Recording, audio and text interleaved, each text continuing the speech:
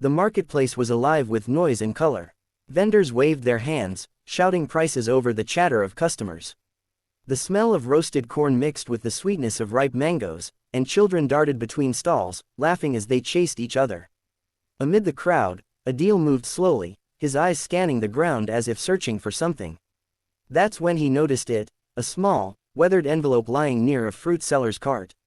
At first, he thought it was just trash someone had dropped, but the way it was tucked under a basket caught his attention. He bent down and picked it up. The paper felt rough and old, the corners yellowed with time.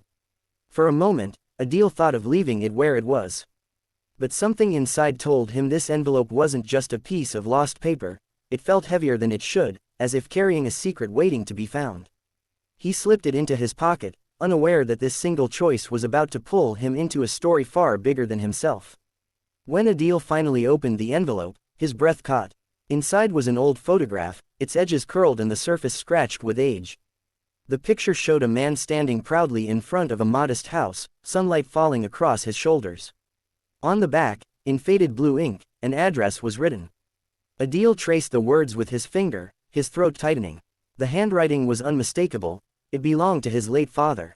Memories rushed in, evenings when his father used to scribble notes on scraps of paper, the way his letters always leaned slightly to the left.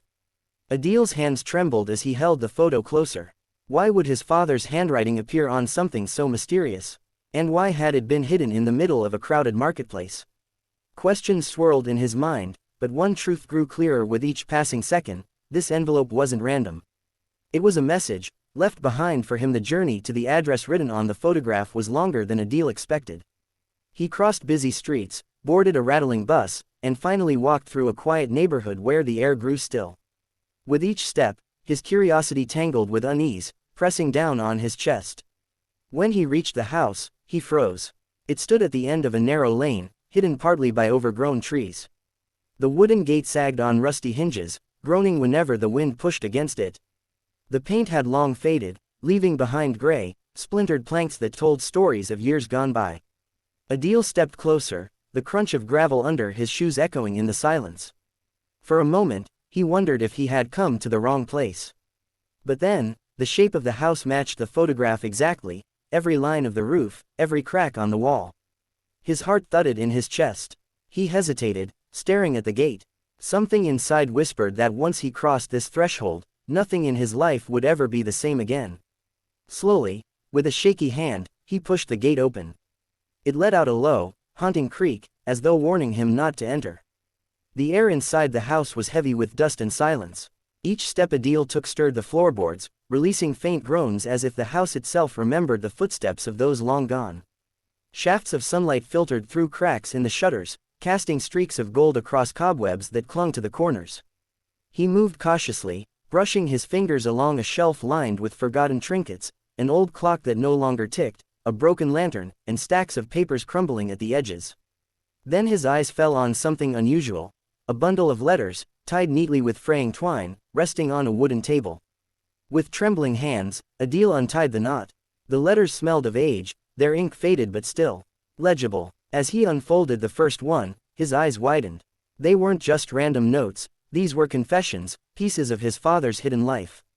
The words told of betrayal and heartbreak, of a love his father once lost, and of choices that had forced him into silence. One line repeated itself across several letters: I will make it right, even if the truth is never told. Adil's throat tightened. His father had carried secrets heavier than he could have imagined. Secrets that now belonged to him. Adil read through the letters one after another, his hands growing damp with sweat. They spoke of a hidden inheritance, something his father had left behind for the one who was clever enough, or desperate enough, to uncover the truth. It wasn't money alone, but something more valuable, something connected to the family's forgotten past.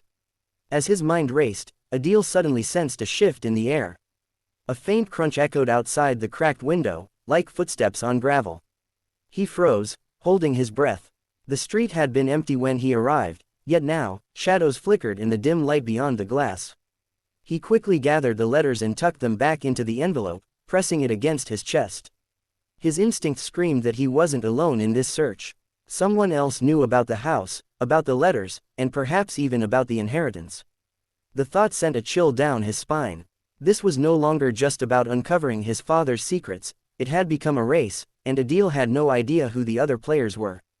Adil's heartbeat thundered in his ears as the sound of the gate creaking open reached him from outside. He clutched the envelope tightly, every muscle in his body tense.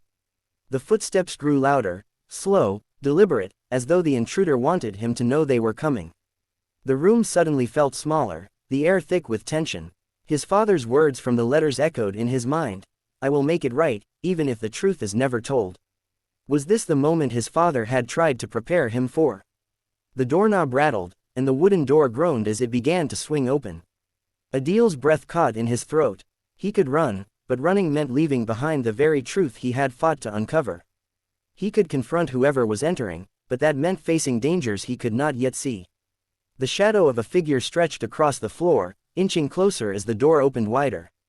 Adil tightened his grip on the envelope, his knuckles turning white. Whatever lay beyond that door, friend or foe, he knew one thing with certainty: his life would never return to the way it had been before he picked up that forgotten envelope in the marketplace.